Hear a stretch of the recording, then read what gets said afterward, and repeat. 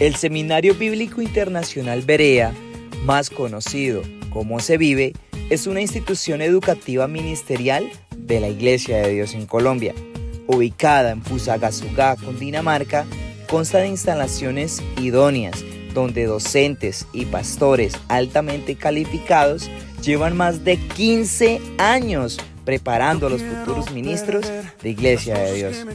Si tú sientes un llamado especial a servir a Dios y a tu comunidad, no hay mejor lugar que este. Pide información a tu pastor local o escribe a nuestros directores Fabián y Cindy Preciado. Recuerda, una vida de éxitos no es igual que una vida con propósito. Sé como David, que sirvió a su propia generación conforme al propósito de Dios. Hechos 13:36. Para ti, en ti la quiero yo invertir. Aquí están mis manos, aquí está mi voz. Aquí estoy yo, aquí estoy yo. Hola a todos, bienvenidos a un nuevo episodio de Conversaciones en Berea. Hoy es sin duda un día muy especial porque tengo al lado mío un amigo, un mentor, una persona con la que hemos compartido. Actualmente nuestro superintendente para Suramérica Norte, SAN de la Iglesia de Dios, mi amigo doctor Cruz Paniagua. Hola Fabián, qué gusto poder saludarte. Estar acá en SEBIBE es una bendición. Siempre siento que estar en SEBIBE es estar en casa. Así es, esta es tu casa. Y bueno, déjame contarte para iniciar de que Conversaciones en Berea, este podcast que iniciamos con el cual hemos agregado mucho valor hablando de diferentes temas a las personas que nos siguen y que comparten y que comentan también, como le invitamos a hacer a los que están allí viéndonos o escuchándonos en este momento. Ha sido una experiencia muy gratificante para mí. He tenido la oportunidad de compartir con muchas personas hablando de diferentes temas, pero yo decía, algún día tengo que hacer un programa con Cruz. Pues ese día es hoy, qué alegría. Bueno, qué honor poder estar acá. Siempre sé que tu liderazgo, tu amistad es una bendición para mí, para mi familia, y Dios nos ha unido con historia. Y bueno, estar aquí, veamos qué sale aquí, qué podemos aportar y cómo se cumple ese sueño, Fabián. Así es, pues en realidad es una de las preguntas que me estaba haciendo ahora. Bueno, entre tantas cosas que me gustaría compartir con él y hablar con él, qué tema escoger. Pero hay algo por lo que siempre que hemos tenido la oportunidad de compartir y de conocerte un poco, desde tu familia hasta la iglesia, hasta Latinoamérica en general, que has adelantado iniciativas, es tu capacidad para liderar equipos. Dice nuestro amigo John Maxwell que uno, parafraseando algo que mencionan en algún libro, uno es un número demasiado pequeño para querer hacer algo grande. Y a medida que pasa el tiempo, nos damos cuenta más de esa realidad, ¿no? No podemos hacer algo significativo haciéndolo solo. Siempre necesitamos a un equipo. Así ¿Qué es. piensas? No, mira, definitivamente hay un refrán, un proverbio muy famoso, ¿no? Que seguramente lo han escuchado, pero yo lo escuché hace como 10, 15 años atrás y marcó mi vida de liderazgo. Y es que si quieres ir rápido, ve solo. Así es. Si quieres llegar lejos, ve en equipo. Yo creo que el trabajo, la función de servir en cualquier capacidad, en cualquier facultad, desde alto nivel de liderazgo hasta el más básico trabajo o función en la que puedas desarrollar, definitivamente necesitas estar rodeado. Rodeado de las personas correctas y ser ese líder que no solamente usa a las personas para cumplir un propósito, sino levantar equipos que te permitan ayudarles a ellos a cumplir un propósito común, ¿no? Y creo que ahí está un elemento donde podríamos partir a hablar. Definitivamente uno es un número muy pequeño para poder hacer grandes cosas. Ok, creo que todos nosotros somos en este momento parte de algún equipo. La pregunta es qué jugador de equipo somos, ¿no? Y ser un jugador de equipo es importante y es una responsabilidad, pero ser el que dirige el equipo es una responsabilidad mayor, un desafío mayor, pero también algo muy, muy gratificante. Me gustaría empezar preguntándote de tu experiencia, ¿qué ha sido lo más desafiante de liderar equipos? Mira, algo que realmente, uniéndome a lo que dices, ¿no? Cuando un equipo de fútbol o un equipo deportivo queda campeón, la estrella normalmente son los jugadores, el goleador, el que hizo el pase estrella, el que metió el gol clave. Pero cuando el equipo pierde, normalmente miramos es al técnico, ¿no? Y ahí es donde entra la responsabilidad del liderazgo. Y en base a eso ahí yo veo un gran desafío. Primero, yo creo que el gran desafío del liderazgo o de liderar equipos tiene que ver con el tener la capacidad y la conciencia de que la responsabilidad es tuya como líder. Así es.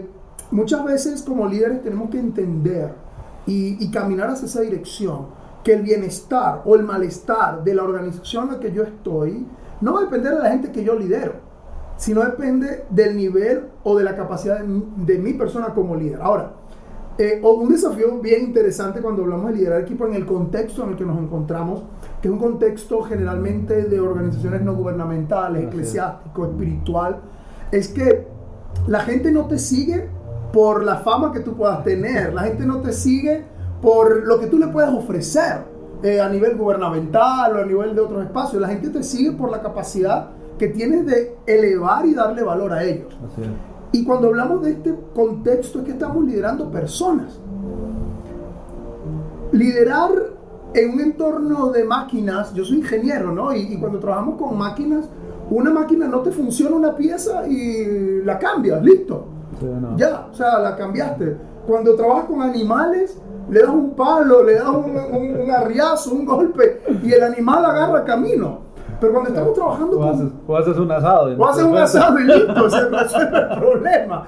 Pero cuando estamos trabajando con personas que primero, como digo, te están siguiendo por el valor que tú le puedes dar, no por en términos no palpables, no materiales, pero segundo, cuando sabes que son personas con las que tú estás liderando, el gran desafío, creo yo, Fabián, es saber que lideras a personas con distintos contextos, con distintas necesidades, con distintas perspectivas y unir toda esta historia y todas estas personas en base a un propósito y a una meta, a un goal. Ahí yo creo que está el gran desafío, porque son personas, son emociones, son historias, son perspectivas y eso trae un gran desafío como el líder de equipos. Así es, y hablando del liderazgo, porque para hablar de equipo hay que hablar de líderes, ¿no? Alguien debe estar llevando una visión clara que inspire, que motive, y más como tú lo decías, en el ambiente en el cual nosotros nos desarrollamos, ¿no? Un liderazgo donde se mide de la forma más pura, podríamos decir, porque sabemos que hay mucho en juego, que nuestra visión es poderosa, porque viene de la misma escritura, de la misma palabra de Dios, pero a la vez necesitamos estar continuamente recordando la visión, continuamente animando a nuestro equipo. Hablemos un poco para los líderes que estamos iniciando. Háblame a mí, mejor dicho, dame unos consejos. Okay. Que estamos iniciando de pronto en una iglesia, en una institución, en una empresa, y de pronto nuestro equipo apenas son 1 o 2 personas. ¿Cómo hago para que mi equipo empiece a crecer? No solamente en número, sino en motivación, en calidad. Buenísimo. En ánimo. Bueno, cuando dice líderes iniciando, yo creo que como líderes siempre tenemos que seguir siendo aprendices, ¿no? Sí. Y bueno, yo me puedo considerar que sigo en una etapa de aprendiz, de intermedio, vamos a decirlo. Sin embargo, Dios me ha permitido en esta temporada, ¿no? Llegar a momentos de influencia donde podemos liderar de una buena manera. Y definitivamente hay un principio cuando estamos liderando equipos pequeños. Ahorita estamos a punto de entrar, y por seguramente están escuchando el fondo musical que tenemos, estamos a punto de entrar a una conferencia donde están naciendo nuevos líderes. Así es. Están naciendo nuevos líderes. Ahí estamos invitando jóvenes a entrar a la carrera de liderazgo. Entonces, sean una etapa como la de estos jóvenes que hoy van a tener un encuentro con su llamado hacia el liderazgo, o gente que ya está en la etapa de retirarse del liderazgo, hay un principio: empezando o terminando, liderar bien. Cuando comenzamos nuestra etapa de liderazgo, y tú me conociste en esa etapa, tú me conociste hace unos años atrás empezando un sueño, ¿no?, del seminario en Venezuela, y yo creo que hay un principio aquí, es creérsela, Fabián. Tú tienes que creértela. Aunque estés empezando un pequeño sueño, aunque sea una pequeña empresa, aunque sea un pequeño ministerio, que sean dos, tú tienes que hacerlo con la perspectiva, con la pasión, con la excelencia, sin subestimar el número de personas, de manera tal que te comportes como una organización de alto nivel. Hoy día nosotros estamos, además de dirigir el SAN, hace 2 años comenzamos una organización junto con mi esposa, ella hoy la dirige. Y yo le digo a mi gente, yo quiero ser queremos ser una organización de 1 millón de líderes. Wow. Ese es nuestro objetivo. Una visión. Equipar a 1 millón de líderes en los próximos años. Pero yo les digo a ellos, para llegar a ser una organización de 1 millón de líderes, tenemos que empezar a trabajar, a planear, a desarrollar nuestros productos, nuestros servicios, nuestras propuestas, todo, como si ya tuviésemos el 1 millón de líderes. Para que cuando lleguemos al 1 millón de líderes sea el cumplimiento de un sueño y una visión que se ejecuta. Cuando lleguemos al 1 millón de líderes y Dios nos da la vida, entonces estaremos pensando en convertirnos en una de 10 millones de líderes. Entonces creo que es una tensión, Fabián, entre soñar pero con los pies en la tierra, donde te comportas como si ya estuviese ocurriendo el momento o la visión hacia donde quieres ir. Yo creo que eso es importante. Muchas personas me dicen, a veces cuando comparto la visión o los sueños, es que tú eres muy entusiasta, tú eres muy soñador. Y yo digo, mira, sí, pero yo soy un soñador con los pies en la tierra, ¿no? Yo creo que eso es un elemento importante. Otro elemento que creo yo que es determinante para poder liderar equipos desde el inicio es agregar valor a las personas. O sea, no ver a las personas como un producto o como un elemento al que tú le vas a sacar una utilidad. Algo que yo le digo a las personas que dirijo cuando las contrato, les digo, yo no te estoy comprando tiempo. Porque normalmente es lo que ocurre, ¿no? Cuando pasa eso, la mayoría de las personas, la mayoría de las veces, bueno, te pago por tanto tiempo, ¿no? Y si bien es cierto, hay que tener bien un marco de horario, yo digo, yo no estoy comprando tu tiempo, yo te estoy invitando a que le vengas a dar valor a la organización. Entonces ya cuando tú partes de esa perspectiva, le estás diciendo al equipo, ¿sabes qué? Yo vengo a darte valor porque espero que tú le des valor a la organización. Entonces es un ganar-ganar, es un crecer juntos. Y yo creo que eso comienza con un empleado, con 2 empleados, con 3 empleados, hasta que comienza ni siquiera empleados le llamo, colaboradores, ¿no? Hasta que llegas y comienzas a crear una cultura de satisfacción y de felicidad en el equipo que estás logrando trabajar. Eso no quiere decir que todo va a ser bonito. Yo soy un líder fuerte, tú me has conocido. Sí. Yo soy un líder exigente, fuerte, muy, muy duro. Y a veces hasta lágrimas saco y me sacan también. Pero el entorno entonces que vas generando es un entorno donde el paradigma de satisfacción no está en el producto que entregas, ni siquiera en el cliente o en la persona que sirves, sino en los facilitadores, los voluntarios, los empleados que tienes, que están motivados de una manera que se atreverían a hacer lo que hacen, así sea de gracia.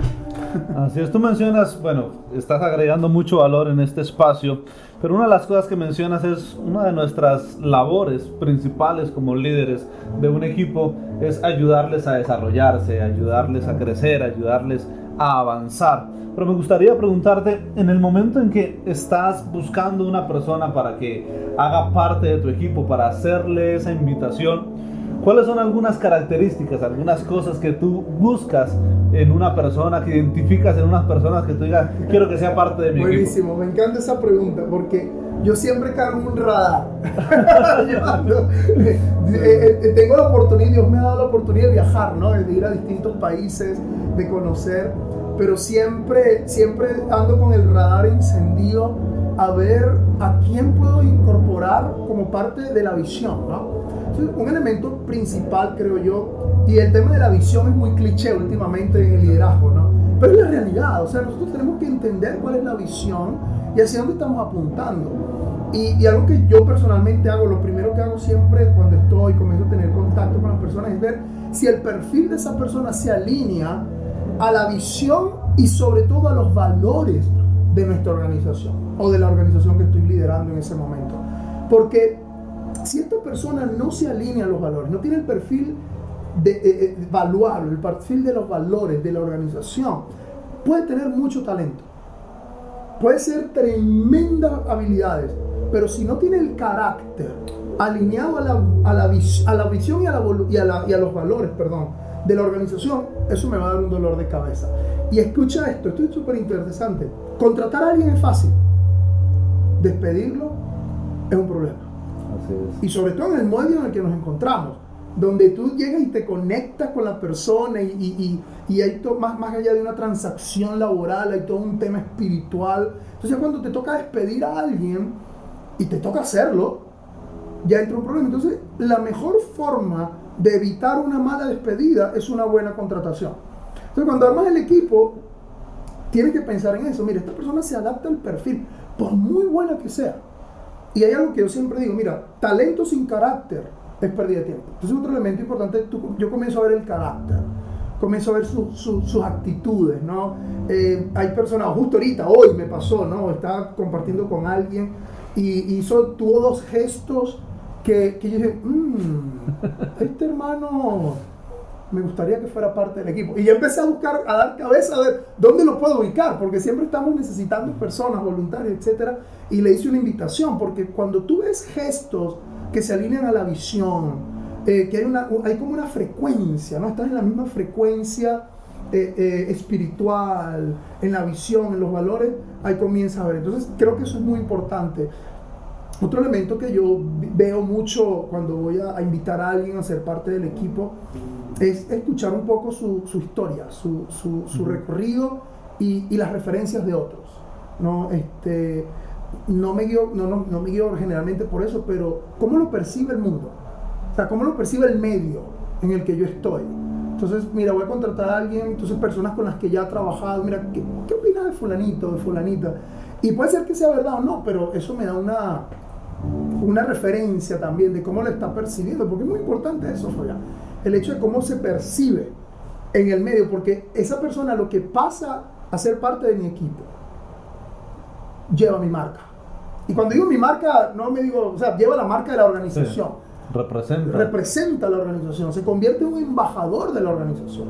Entonces, aún lo que esta persona haga fuera del entorno del trabajo, de sus funciones, pasan a ser parte de lo que está representando a la organización. Entonces hay que ser muy cuidadoso con ese sentido. Bueno, por ahí para darte esas dos nomás. Bien. Yo creo que cuando estamos trabajando en equipo, uno de los desafíos que tenemos dentro de, ya tú mencionaste algunos, es que trabajando con personas en medio de relaciones, en medio de equipos, hay diferencias, hay roces, hay algunas situaciones a veces que molestan un poco y que pueden generar cierto malestar en medio del equipo. El líder no puede ser indiferente a esa situación porque algo pequeño puede empezar a crecer y puede dañar o estropear por lo menos el proceso que se viene adelantando en la visión. Tú como líder de equipos, cuando ves que hay esas dificultades entre los miembros, esas diferencias, esos problemas, ¿qué haces? Me gustaría saber eso. Hablemos de un seminario, por ejemplo. Hipotéticamente. Pensando, sí. Mira, yo digo que hay algo que yo llamo el conflicto preventivo. Okay. ¿Qué es el conflicto preventivo? O sea, el conflicto es inminente.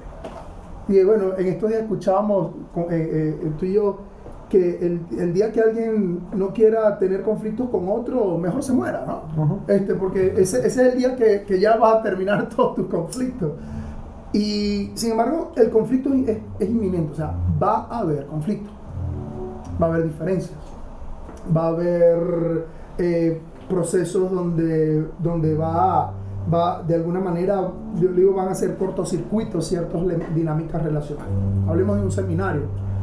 El milagro de un seminario.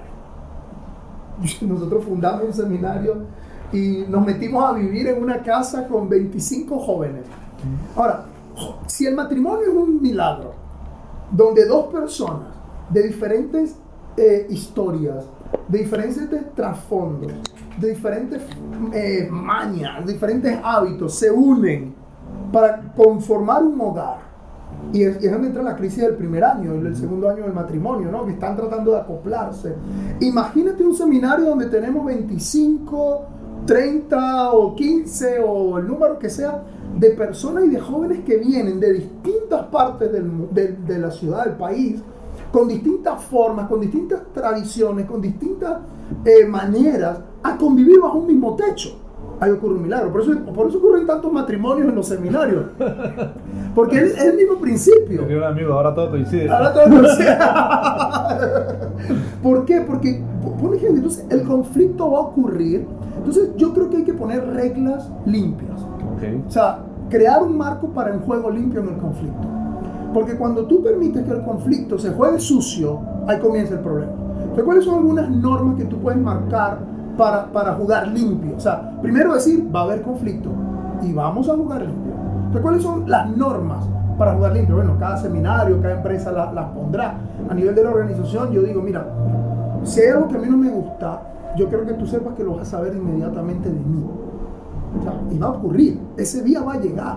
O sea, ese día va a llegar, ese momento va a ocurrir. Segundo, si hay un conflicto entre dos y hay que atacarlo lo más pronto posible, porque antes de que se le eche combustible y siga creciendo. Tercero, no sé si tú recuerdas alguna etapa en la que estuvimos seminando donde hacíamos estas mesas redondas. Sí. Y mesas redondas donde hasta yo era parte. Y ya yo no era el director, yo era uno más. Y nos sentábamos ahí en mesa redonda y ahí valía todo, lo moralmente y éticamente permitido, ¿no? Y nos hablábamos, ¿qué tú hiciste? Entonces se genera catarsis y se comienzan a crear reglas para el juego. Entonces, por eso yo digo el conflicto preventivo. Mira, va a haber conflicto, preparémonos para eso. Creo que es un elemento importantísimo. Y preparar al equipo y a la gente para el conflicto. Sí, mira, ese día va a llegar. O sea, va a llegar. Y tenemos que estar preparados para cuando llegue el día. Porque si no nos preparamos cuando llegue el día, entonces lo ignoramos. Y cuando empezamos a ignorarlo, lo ocultamos. Y cuando lo estamos ocultando, él va creciendo, ¿no? Como ese tumor ahí, hasta que llega un momento que migra y se convierte en un elemento maligno que lo que hace es dañar el cuerpo. Entonces creo que hay que extirparlo preventivamente. Ok, muy bien. Bueno, conflicto preventivo. Creo que eso es algo que está cambiando tal vez el concepto de algunos de nosotros frente a los problemas, situaciones, circunstancias que vienen en los equipos. Pero me gustaría hacer, no sé si sea la última pregunta, pero estaba pensando ahora que estabas hablando de esto de los conflictos. Ya está claro que solos no lograremos hacer algo realmente significativo. Necesitamos un equipo. Pero algo que también comparto contigo y que me inspira mucho cada vez que tenemos la oportunidad de compartir es que siempre estás viendo hacia el futuro, siempre estás pensando hacia el futuro. Y me gustaría que conversáramos un poquito cómo ves tú a los equipos, llamémoslo así, los equipos ganadores, los equipos ganadores del futuro, con un mundo tan dinámico, tan cambiante, con tantas cosas nuevas que van apareciendo cada día o que van innovando, ¿no? Porque no necesariamente son nuevas, pero resurgen o cambia la manera de verla. ¿Cómo preparar a nuestros equipos hoy para que sea ese equipo ganador del futuro? Mira, yo creo primero que a pesar de que estamos en una era donde ya, hoy hablaba con alguien, ¿no? Y yo decía, ya en mi edad, una empresa no me contrata porque estoy viejo. O sea, y estamos hablando de que yo tengo 39 años, pero ya en el perfil de una empresa yo no califico, porque ya, o a menos que sea una empresa donde me paguen por mi experiencia, ¿no? Pero si voy a buscar un trabajo, ya no me quieren. Ya para migrar a Canadá ya no tengo edad. Esta migración que hacen a Canadá, ya estoy viejo. Entonces hay un tema donde hay un fuerte énfasis en el liderazgo, ¿verdad? Y en la oportunidad de generaciones emergentes para liderar. Pero creo que una característica de un equipo exitoso en el futuro es multigeneracional, primero. Es decir, multigeneracional me refiero a que no podemos desechar ni podemos perder el capital de aquellos hombres y mujeres que han construido un legado y que tienen mucho que aportar en este momento. Puede que ya no tengan la energía, puede que ya no tengan la fuerza, para traccionar, pero son personas que con su consejo, que con su sabiduría, que con su experiencia nos pueden ayudar mucho a ir más lejos y más rápido. Así es. Entonces, multigeneracional, creo yo. No desechemos el potencial y la riqueza que hay en hombres y mujeres que pueden pasar a ser mentores ahora. Otro elemento que creo yo en un equipo ganador en este tiempo es un liderazgo vulnerable. Creo que estamos en una etapa donde el líder no necesita mostrarse como un líder jerárquico, ¿no? Como un líder inefable, más que jerárquico, como un líder inefable donde ahora yo soy el líder y yo soy el modelo inefable para ustedes. No, yo creo que el liderazgo tiene que ser vulnerable, ser quien eres y enseñar al equipo a ser quien sea, siempre trabajando en el desarrollo del ser, en el carácter, pero no necesitamos aparentar quién no somos. Yo le digo a mi gente, con la gente que equipo, yo no quiero liderar gente perfecta, yo quiero liderar gente real, gente humana, gente perfectible, gente enseñable. Entonces creo que es otro elemento importante. Otro elemento de un equipo ganador que tiene que ver un poco con la vulnerabilidad, es el tema de la horizontalidad. De la horizontalidad, ¿no? Entonces, no, que tiene que ver con la vulnerabilidad, pero es la horizontalidad. Es decir, equipos menos jerárquicos y más conectados en mesa redonda. Yo creo que el liderazgo ahora ya no es un liderazgo que solamente es directivo, sino que es un facilitador de procesos. Así es. O sea, el líder tiene que ser un facilitador de procesos para que las personas que están en el equipo ya no solamente sientan que tengan un jefe, sino que tienen un líder. Así es. Y ahí hay una diferencia Abismal. Entonces, pero eso lo garantiza la horizontalidad. Mira, yo estoy aquí para ayudarte, para orientarte.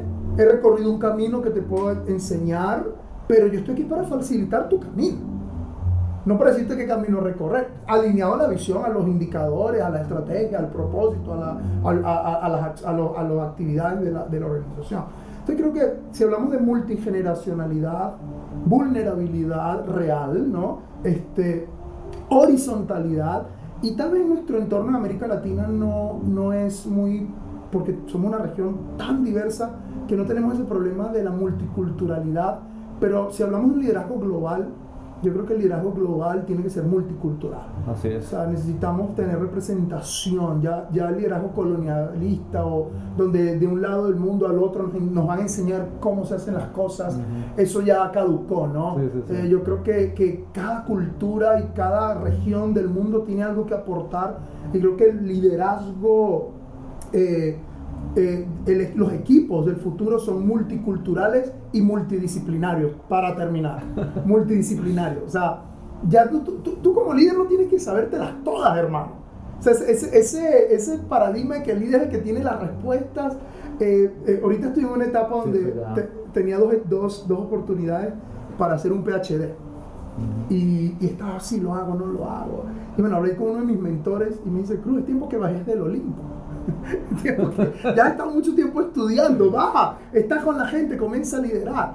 Pero lo último que me hizo pensar fue: ¿para qué necesito un PhD si puedo contratar PhDs que hagan el trabajo? En esta etapa de mi vida, ¿no? El que quiera hacer su PhD, bien. Pero no es mejor, en vez de dedicar 7 años a un PhD en esta etapa de mi vida, ubicar PhDs que ya tienen las capacidades, que tienen las facultades y que trabajen conmigo y que le aporten al equipo? Entonces entra una última característica, Fabián. Ok, bueno, recordemos un poquito: multigeneracional, multidisciplinario, viene con M también. Multicultural, vulnerable. Y un elemento que creo que es súper importante es que los equipos del futuro no son centrados en personalidades. Okay.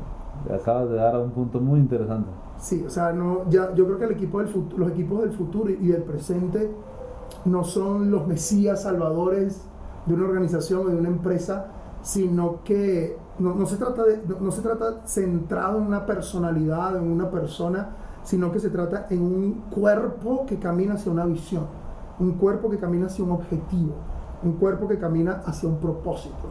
Y mi trabajo como líder de equipo entonces tiene que ser inspirar a mi equipo para que ellos puedan abrazar ese propósito y juntos caminar.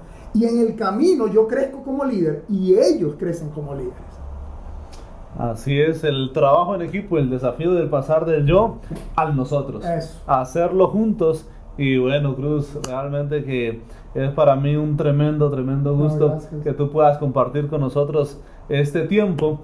Y bueno, de todo corazón mi deseo y mi anhelo es que sigas liderando Amén. equipos, que sigan impactando a Latinoamérica y al mundo. Gracias. Creo que Dios te ha bendecido, pero siento que estás, como tú dices, en una etapa de tu vida donde tu impacto va a ser mayor, y qué gusto poder caminar contigo allí en medio de ese proceso. Gracias. Por estar aquí en el Sevive, realmente que nos honras de una forma muy especial, y aquí también somos parte de este equipo. Gracias, Fabián, gracias. Qué gusto poder estar acá y siempre de mi familia y de nuestros equipos listos a servirles al Sevive y a la iglesia en general en toda América Latina y el mundo.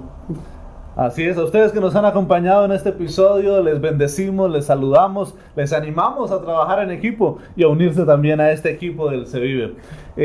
La próxima semana, con la ayuda de Dios, tendremos un nuevo episodio, un nuevo tema.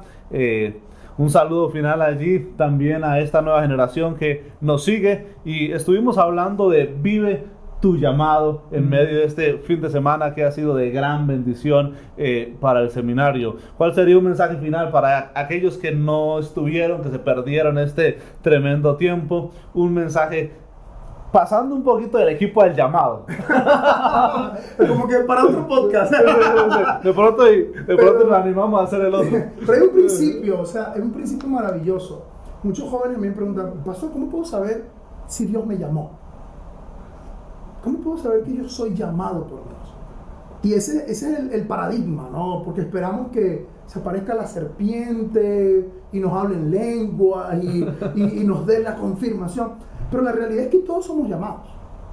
Entonces mi respuesta es, ¿tú crees en Jesús? Sí. ¿Lo amas? Sí. ¿Eres un discípulo? Sí. ¿Eres un llamado? Dios te llamó. Y a los que están viendo ahora esto, mira, Dios te llamó. Ahora, ¿cómo vas a desarrollar ese llamado? ¿Cómo vas a fortalecer y empoderar ese llamado? Es lo que va a depender el futuro al que vas a llegar en ese llamado. Y creo yo, y no me pagan por esta publicidad, pero que en Sevive tienes la oportunidad de poder desarrollar tu llamado de manera integral, con el carácter y las habilidades para poder establecer ese llamado y enfocar ese llamado hacia el propósito que Dios te ha dado. Así es, un abrazo a todos, Dios les bendiga. Esto es Conversaciones en Berea. Un abrazo para todos.